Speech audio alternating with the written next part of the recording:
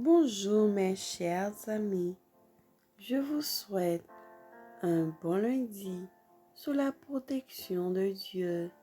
C'est la méditation du jour qui a pour titre la perfection du caractère.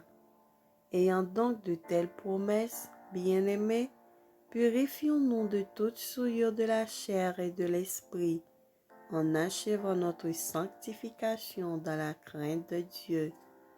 2 Corinthiens 7, verset 1er.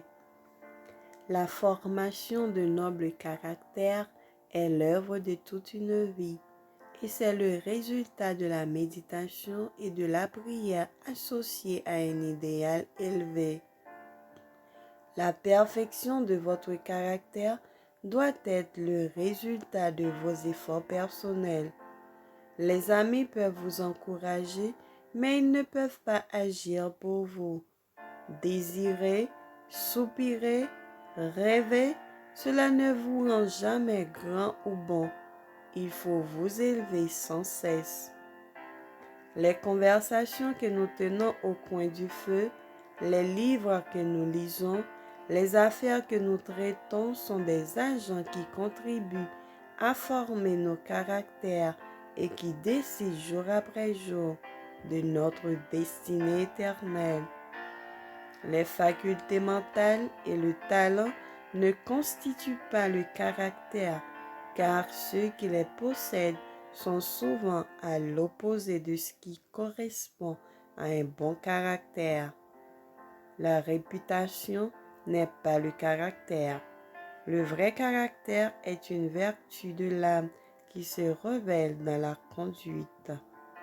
Un caractère conforme à l'image divine est le seul trésor qu'il nous soit possible de transporter de ce monde dans l'autre.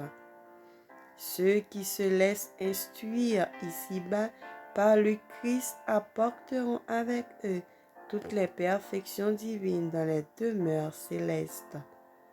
Et dans le ciel même, nous serons appelés à faire des progrès constants. Un bon caractère est un capital bien plus précieux que l'or ou l'argent.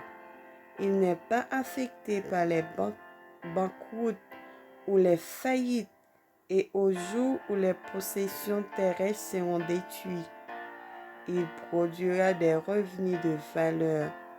L'intégrité, la fermeté et la persévérance sont les qualités que tout le monde devrait chercher ardemment à cultiver, car elles revêtent leurs possesseurs d'un pouvoir irrésistible, d'un pouvoir qui les rend forts pour pratiquer le bien, forts pour résister au mal, forts pour supporter l'adversité. Amen. Que le Seigneur nous bénisse et qu'il nous fasse grâce. Bonne journée, bon lundi avec Jésus. Partagez cette méditation à quelqu'un d'autre. Amen. À demain si Dieu le veut.